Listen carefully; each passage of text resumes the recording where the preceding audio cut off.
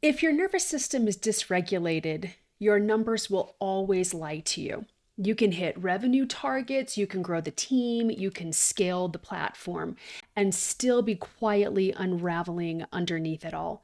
Because most leaders are tracking the wrong KPIs. They're measuring output, but ignoring the system producing it.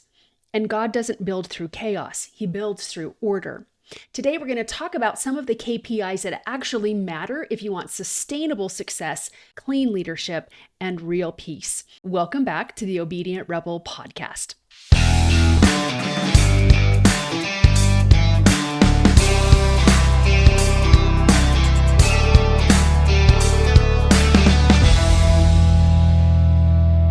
If you haven't already, please like and subscribe to the YouTube channel, rate and review this podcast on any of the podcasting platforms this episode on, and please share it with people. We have a goal to reach 10,000 subscribers in the next 90 days and need your help to do that. So thank you so much. I want to be really clear about KPIs. KPIs in business, and KPIs are key performance indicators, and metrics, goals that are measurable and quantifiable, and all of those, that business jargon that we banter about and throw around. Like, those are important. It's important to track. It's important to measure. I tell people all the time, if you have a goal to feel better, you never know when you've hit the goal. So goals have to be like, you have to be able to picture them, imagine them, and then know when you've hit those goals. So I'm not saying to never measure your KPIs, never measure metrics in business or relationships, but we tend to only measure and do KPIs in business, and we forget the KPIs that actually matter. And I fell into this trap as well, just because of society, which really skews values and what's actually important. We're chasing that almighty dollar, when we're chasing the lower dress size, when we're chasing the soulmate, whatever it is that society tells us we need in order to be worthy or complete or any of those different things. In fact, I remember a story a long time ago. Will Smith had shared this story, and it was right after, I think it was Legend. It was one of his blockbusters that came out, and they made like $78 million on this opening weekend, which was unheard of at that time. And they broke all records, all of the goals that they had personally set, in the production company. And Will Smith called his agent and he was like, "Why do you think we didn't hit 80 million? Could we have done something else just to hit that next 80 million? Why do you think we only got to 78?" And his agent was so irritated with him that he hung up on him, according to Will Smith. It's because he was measuring the wrong KPIs. He was measuring the wrong metrics and was ignoring the internal system of what was actually producing them. He, like all of us, fall into the trap of, what's actually important, what's actually lasting. And I don't fault him for that. He's a man. We're all human. But it really goes to show how conditioned we are and how programmed we are. No matter how high the goal is we hit, if the internal operating system is off, then it's never going to be enough. And we're always just going to be continually reaching and stretching, but for the wrong reasons, because we have the wrong drivers that are motivating us.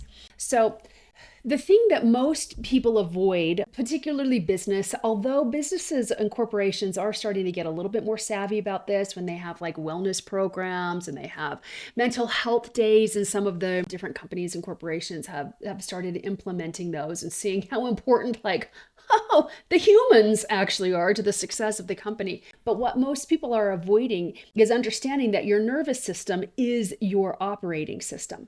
And if your nervous system is constantly activated, if you're running on urgency and pressure and adrenaline, you may very well look very successful on paper, but internally you're leaking capacity. And I absolutely experienced this myself. Here's the thing: God has never asked you to lead from panic. He asks you to lead from presence, because that's how he can be really, really effective in guiding you and inspiring you and really leading you and helping you to have a positive impact in your own life and on others' lives as well. And presence is actually measurable. So today I want to give you 4 KPIs that tell the truth about your leadership, even when the numbers look good, and probably especially when the numbers look good, because we want to see, what's motivating this, what's driving these numbers. So KPI number 1 is your resting emotional temperature. This is your baseline state when nothing's wrong, when nothing's in crisis, you're not launching anything, not when somebody disappoints you or somebody's trying to sabotage your company. Are you generally calm? Or are you generally braced? Because most people don't live at neutral. So if you're honest enough with yourself that you're generally braced, like that's okay. Most people don't live at neutral. Most people live slightly activated because they're anticipating the next demand. I remember, and even now, still working with clients, and I'll tell them like, this is what we're going to focus on. And they're like, but what else do I need to do? Like they get really freaked out about stillness, and they get really freaked out about not being constantly in motion all the time because they live in an activated nervous system. And so we're always anticipating like the shoe to drop, the other shoe to drop, aren't we? Like that's what we're conditioned and we're programmed to always be anticipating. But chronic vigilance really is not leadership. It's actually survival. And a regulated leader does not need constant stimulation to feel alive. But isn't that interesting that this is what society is programming us to do? Totally ADHD, the attention span of a gnat, hopping from one thing to another. Things have to move so fast to keep our attention. Try watching 16 Candles for those of you in my generation. I used to love that movie when I was, 12, 13, 14. I would watch 16 Candles and I was like, oh, it's so romantic. I love this. I was on a plane last year. I can't even remember where I was going, but I tried to watch 16 Candles and I didn't even last 10 minutes because it was so boring. The pacing was so slow. There was just not enough action going on, and the acting was pretty terrible as well. But really interesting how our brains are wired now, isn't it? If you really want to be a really powerful leader in your company, in your family, in your relationships, in yourself with your own sovereignty, then you get to deprogram that false belief and decision that you need constant stimulation in order to feel alive. Don't confuse urgency with importance, because God's voice generally is not loud, but God's voice is always clear. And clarity only registers in a settled nervous system, in a regulated nervous system. So here's a little check that I invite you to do. When nothing is happening, are you at peace or are you restless? With these different KPIs and metric checks that I'm going to give you, don't judge yourself. Like we need to have a baseline of where we're at so we know what we're working with and then how to move from that baseline. So lots of awareness, but zero judgment about any of this. And also like, don't excuse it away either. Like we can say, yes, this is society, but we also still have our agency and we can rise above the programming. In fact, we must, if we're going to become the women and the men that we know in our soul, we have the ability to become. This is one of the requirements to overcome societal programming and generational programming and conditioning. But be open with this and be honest with yourself. KPI number 2 is the bounce back time after pressure. So we live in a world where pressure is inevitable. We're not going to try to run away from pressure, but do you know what is a choice? Is stress. Stress is a choice. I have a son who gets stressed out, and when he is stressed, his skin breaks out in eczema. And I'm like, oh, God, hun, like you can actually control this. So I can just look at his hands and know whether he is totally stressed out or whether he's got a more regulated nervous system. Stress is really a choice. And we start thinking that we're victims to stress or, all we can do is cope. But when I realized when somebody told me stress is actually a choice, I was like, oh, God, if it's a choice, then why do I keep choosing it? That's really interesting. Like there are going to be high pressure situations, hard conversations that we have to have, uncomfortable experiences that we're going to go through. So we're going to experience pressures, especially like psychological pressure and discomfort as we're growing and becoming, but we don't have to be stressed through it.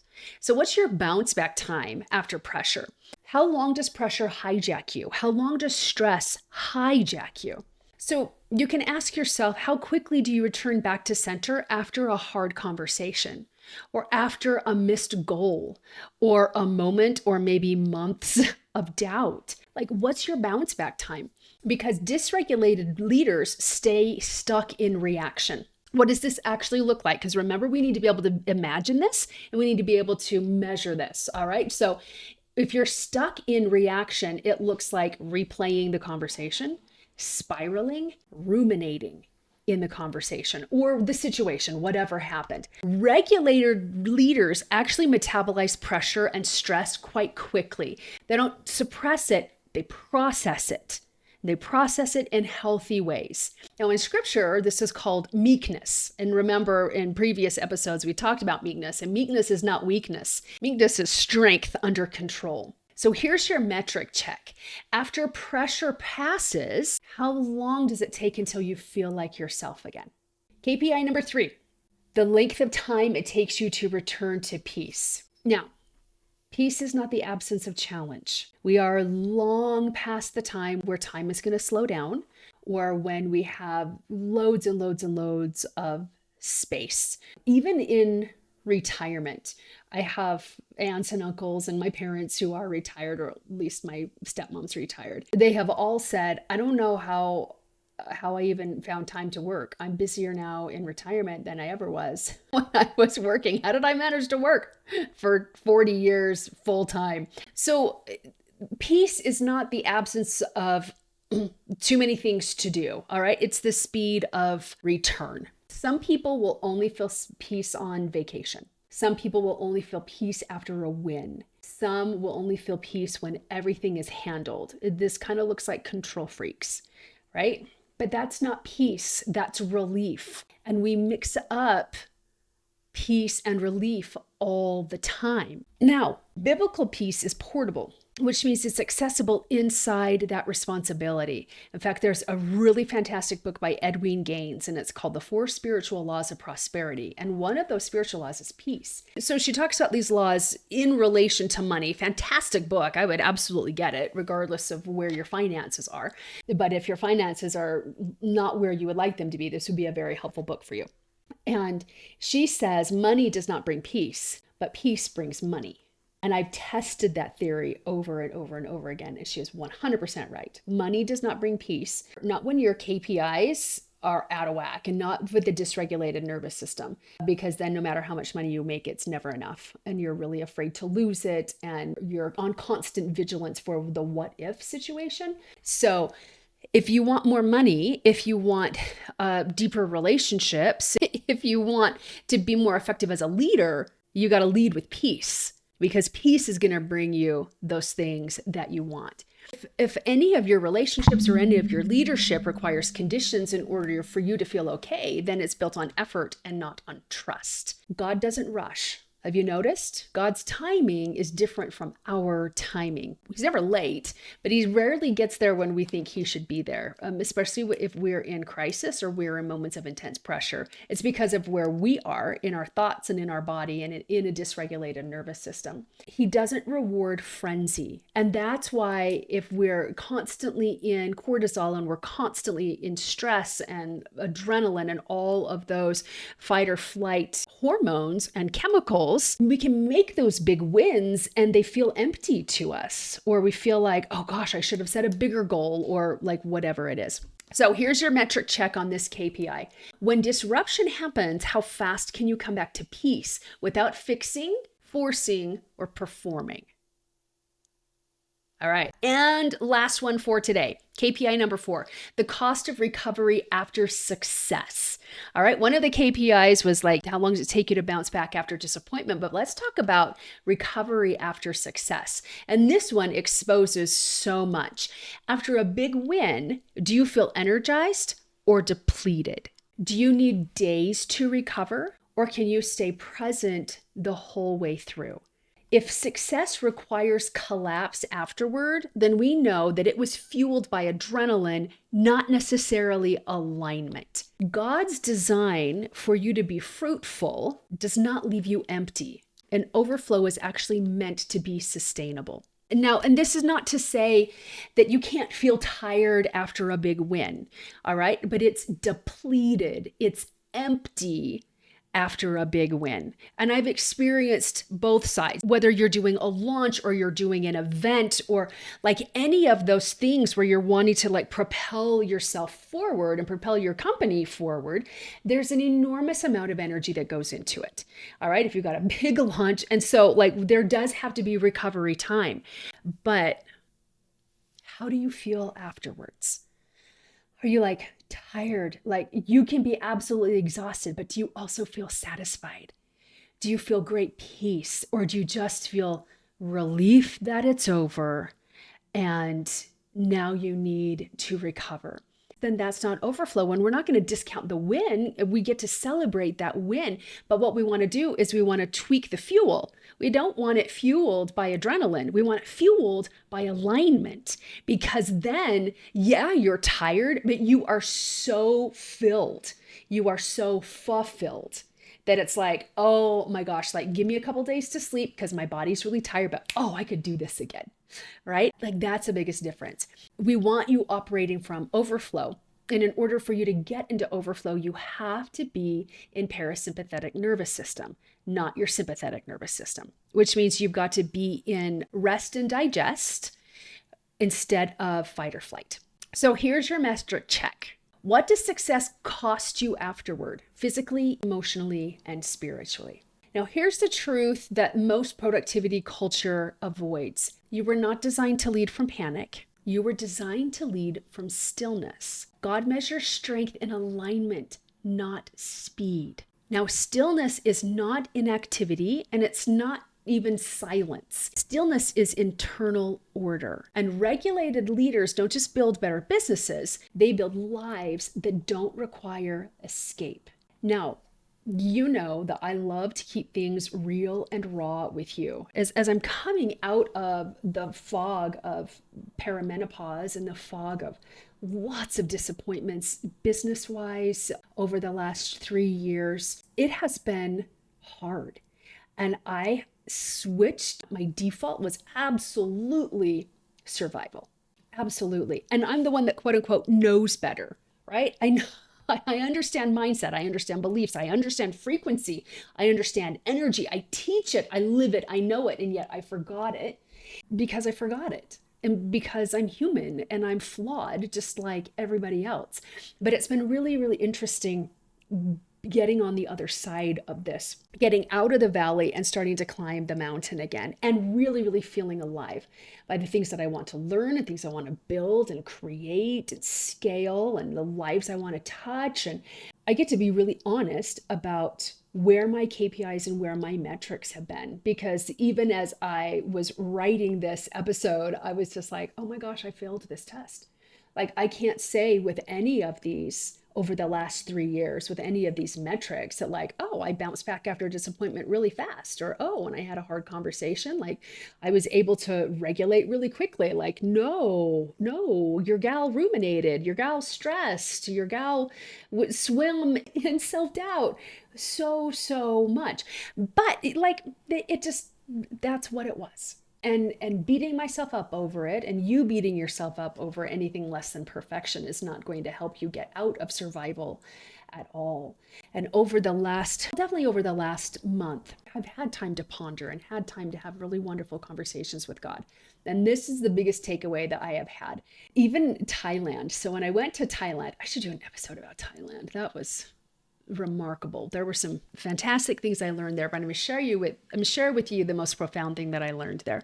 So I went to Thailand because I knew I needed to go to Thailand, and I wanted to go to Thailand because I've been wanting to escape my life for the last 3 years. I'm just going to tell you how it was. And I felt like God had a message for me in Thailand, and like some counsel and some guidance and all those things. So I was looking for epiphanies, and I was in the water and walking the beach and in prayer and in meditation and journaling and in scripture and just like in stillness. And it's, you probably can relate, it's really, really easy to align with peace on vacation. It just really is. You're literally in a different vibration. You're in a different physical environment. You're generally eating different food. The pace is usually, well, on a vacation, your pace is slower. On trip or travel, it generally isn't. But this in Thailand was absolutely vacation. It was so beautifully, beautifully paced. So on the days when we didn't have anything to do, I was really in a lot of pondering and a lot of reflection over, who do I want to become? The next, just the embodiment of not even the next iteration of me, but like, who am I really? Because I don't feel like I've really been her for the last couple of years. So who am I, and how do I want to show up? There were a couple of epiphanies that I got. My biggest one was choose love over fear. And I I was stunned by that, because for how many decades have we heard choose love over fear? But that was what God's message was for me, was choose love over fear. And I realized, wow, I have chosen fear so much. And choosing love looks different from choosing fear. It means not avoiding fear. It means changing the meaning of what fills me with fear or makes me feel uncomfortable, or any of those different things. So like my actions will change when I choose love over fear. Another thing that I learned over this last month, what somebody had said, and I can't remember who it was. I can't remember if it was in a book or a podcast or a talk. I can't remember. Otherwise, I'd give her credit or him credit. But they said they like to collect people and they're here to bless, not impress. And that also made an impression on me, that instead of trying to impress with fancy language or a particular body type or dollars in the bank, or whether a team is big or not, like any of those things, those metrics that society teaches us to use to measure success, what if I really was here just to bless rather than impress? That has been on my mind and in my heart as well. So this is what I want you to sit with today. Which of these KPIs are you avoiding measuring because you're afraid of what they'll reveal? And that's not condemnation at all. That's an invitation. If this episode hits something deep, then I have a free resource that I created for you to help you reset your internal operating system. And you can get it over at theobedientrebel.com/way. Also, we'll put a link in the description box below. It's very simple, it's really grounding, and it's designed to help you lead from regulation, not reaction. Till next time, my wonderful friends, keep your peace close, your obedience strong, and your rebellion holy.